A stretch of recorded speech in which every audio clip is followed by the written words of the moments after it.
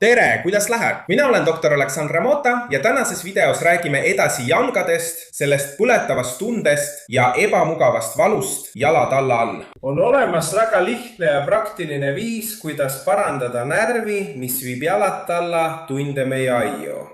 Nii et vaata jalga. Valu ja põletustunded siin jalad alla all tulevad sageli läbi närvi, mida nimetatakse sääreluunärviks. See kungeb siit mööda jala sisekülge läbi pahkluu taga oleva luu juurest ja jõuab jalga. Seega kõik aistingud, jalad alla innervatsioon jõuavad meie aiu tagumise sääreluunärvi kaudu. Selleks, et leida koht, kus me töötame, tee järgmist. Kõigepealt leia pahkluu siseküljel olev luu, malleol, eks?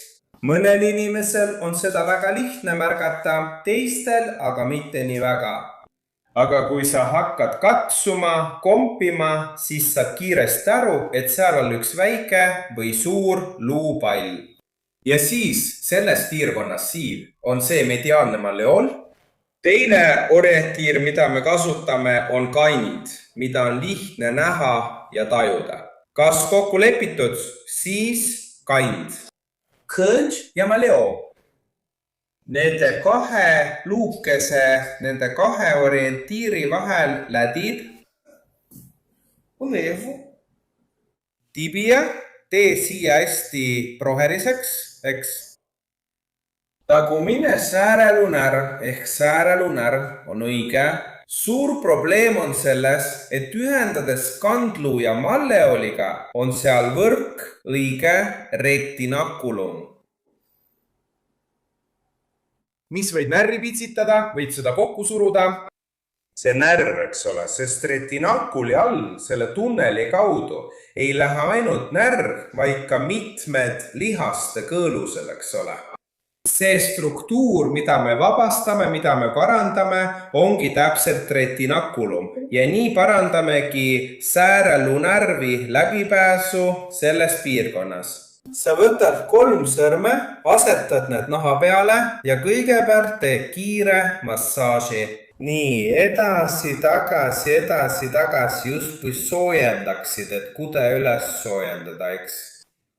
Seejärel teises suunas kandlu ja malleoluse poole.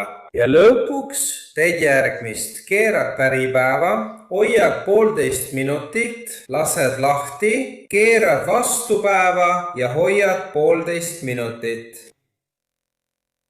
Pane tähele, et mu käsi ei libise naha peal, eks? See kleekub naha külge ja viid naha päripäeva suunas 1,5 minutit. Laseb lahti, kleepub naha külge, viib naha päripäeva suunas 1,5 minutit. Veel üks asi, mis võid siin palju aidata, on kanna liikumine.